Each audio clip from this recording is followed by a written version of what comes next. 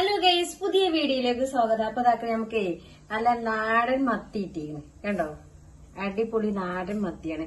അപ്പൊ ഈ മത്തി വെച്ചാൽ ഒരു സിമ്പിൾ ആയിട്ട് പെട്ടെന്ന് നമ്മൾ കൂടുതൽ ഇൻഗ്രീഡിയൻസ് ഒന്നും ഇല്ലാതെ എന്നാൽ അതീവ രുചിയിൽ എങ്ങനെ ഒരു മത്തിക്കറി ഉണ്ടാക്കാം. അത് നമുക്ക് കാണിക്കാം കേട്ടോ. അപ്പൊ ഈ ആദ്യം ഇത് ഫസ്റ്റ് നമുക്ക് ക്ലീൻ ചെയ്തെടുക്കണല്ലോ.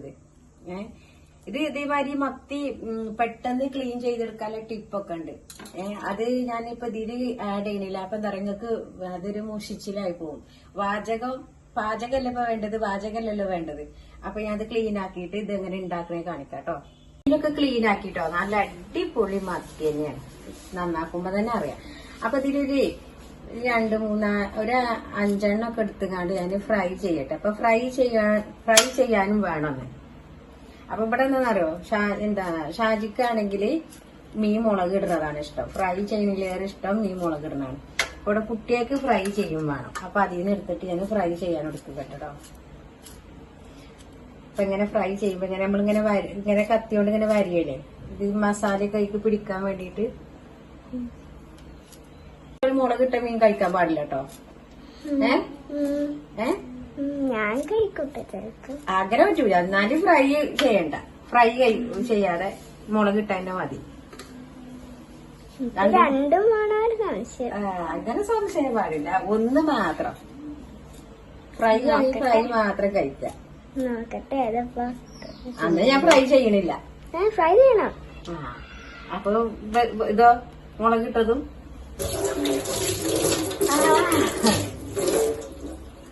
അപ്പൊ അതിന്റെ കുട്ടിയെ ഇഞ്ചിയും കൊച്ചുള്ളിയും വെളുത്തുള്ളിയൊക്കെ ചതക്കട്ടോ. ഓളന്നെ ചതക്കണം പറഞ്ഞാണ്ടേ. അപ്പൊ ഈ ചതക്ക കണ്ടത് കാണിച്ചു കൊടുത്താൽ ഫേസ് ഒക്കെ കാണിച്ചു കൊടുത്താ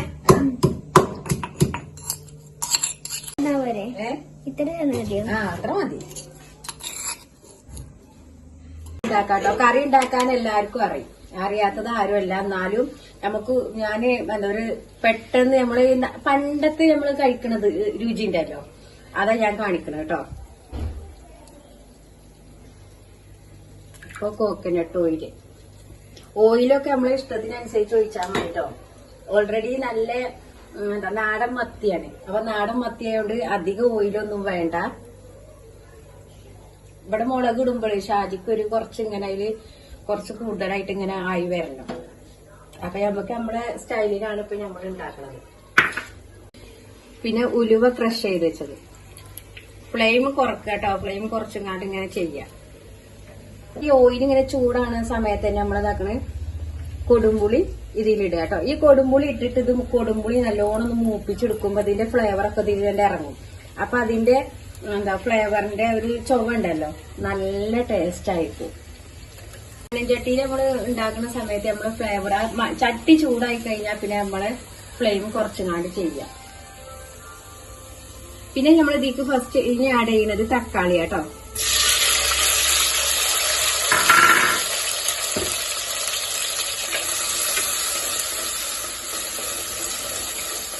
കുറച്ച് നീരിതാക്കണേ മസാല ആക്കി വെച്ചിട്ടുണ്ട്. പിന്നെ മസാല ഞാൻ കാണിച്ചിട്ടില്ല. ഒരു ദിവസം പിന്നെ മസാല തേക്കണൊക്കെ ഇനി കാണിക്കാം. ഒരു ദിവസം തന്നെ ഇപ്പൊ എല്ലാ പരിപാടിയും ഒപ്പം കഴിക്കാം. അത് അടിപൊളി മത്തി കേട്ടോ.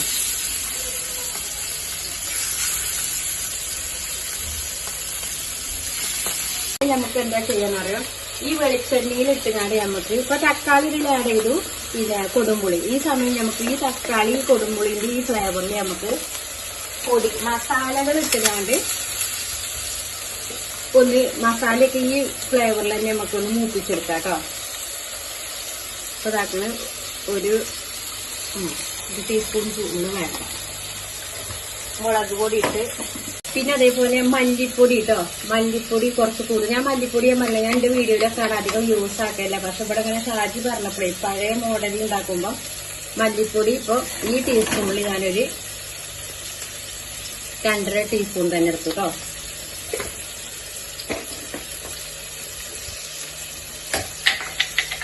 പിന്നെ മഞ്ഞപ്പൊടി,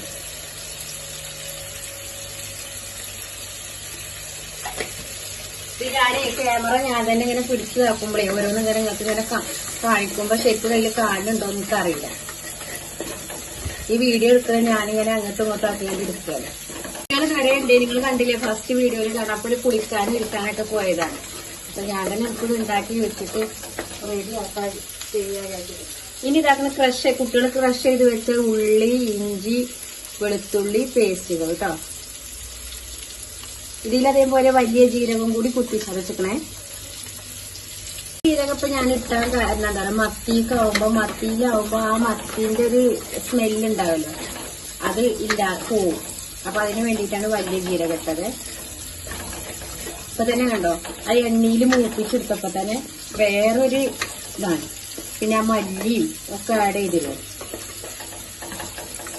ഈ ടൈപ്പില് നമുക്ക് നമ്മൾ ചതച്ച് വെച്ചില്ല ഉള്ളി ഇതൊക്കെ ചതച്ചപ്പോ അതിന്റെ ഉള്ളി ഒരലിൽ ഉണ്ടായിരുന്ന അതിന്റെ ഗ്രേവി വെള്ളമാക്കിയാണ് എടുത്തത് കേട്ടോ. ഇതിന് ആവശ്യത്തിനനുസരിച്ച് ഉപ്പിടുക. അതുപോലെ നമുക്ക് കറി കൂടുതൽ ആവശ്യമുള്ളൊരു കറി ഇത് വെള്ളം നീട്ടിങ്ങാണ്ട് ചെയ്യാട്ടോ. കറിക്കനുസരിച്ച് നമ്മള് കറി കൂടുതൽ വേണമെങ്കിൽ കറി അങ്ങനെ വെള്ളം ഒഴിക്കുക.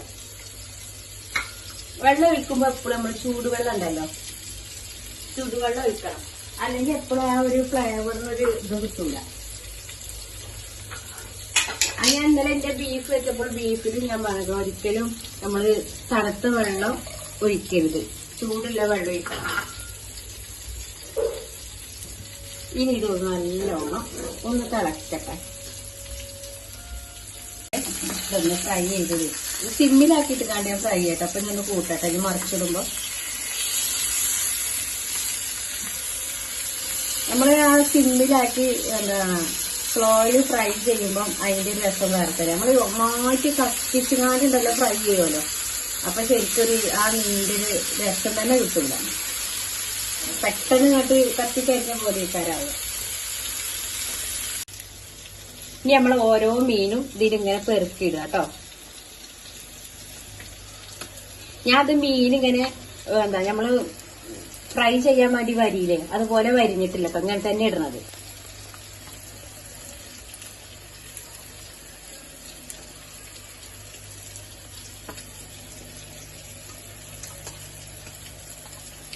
പിന്നെ അതിലതാ പഞ്ഞി എടുത്തിട്ടുണ്ട്.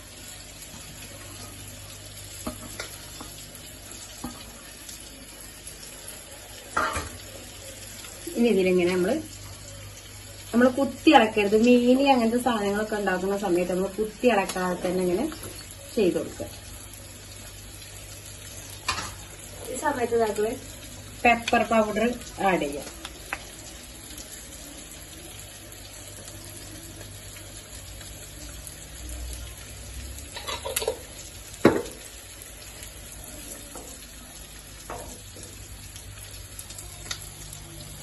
ഉപ്പ് നോക്കുക, നമ്മള് മീനിടുന്ന സമയത്ത് ഉപ്പ് ബാലൻസ് ആണുണ്ടോ നോക്കുക.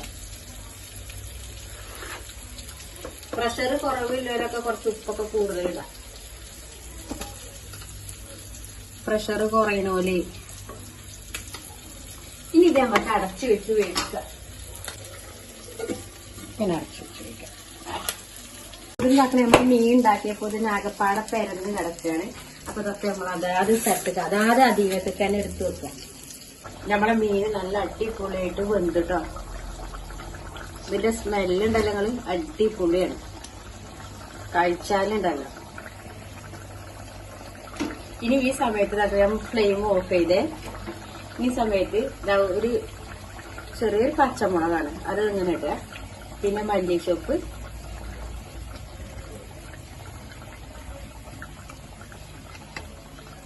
ഇനി വെളിച്ചെണ്ണ ഇങ്ങനെ തൂവി കൊടുക്കണം എന്നുണ്ടെങ്കിൽ വെളിച്ചെണ്ണ ഇങ്ങനെ തൂവി കൊടുക്കട്ടെ. ഇനി മല്ലിച്ചപ്പ് ഇതാക്കി നമ്മൾ ഇളക്കൊന്നും വേണ്ട, ഒന്നും ചെയ്യണ്ട. ഇനി നമ്മൾ എന്തും ചെയ്യാതെ ഇങ്ങനെ അടച്ചു കൊടുക്കുക. എന്നിട്ട് നമ്മളിനി കഴിക്കുമ്പോ ഫുഡ് കഴിക്കുമ്പോ ഈ ലഞ്ചിക്കാണോ ഇനി ചീയപ്പത്തേക്കോ എന്തൊക്കെയാണെങ്കിലും കഴിക്കുമ്പോ അപ്പം മാത്രം ഓപ്പൺ ചെയ്തെടുത്ത് കഴിക്കുക കേട്ടോ. അടിപൊളിയായിരിക്കും. അപ്പൊ ഇന്നത്തെ നമ്മുടെ വീഡിയോ ഇത്രേ ഉള്ളൂ. ഇത് കണ്ട് എല്ലാവരും സബ്സ്ക്രൈബ് ചെയ്യുക, കമന്റ് ചെയ്യുക, ഷെയർ ചെയ്യുക, ലൈക്ക് ചെയ്യുക.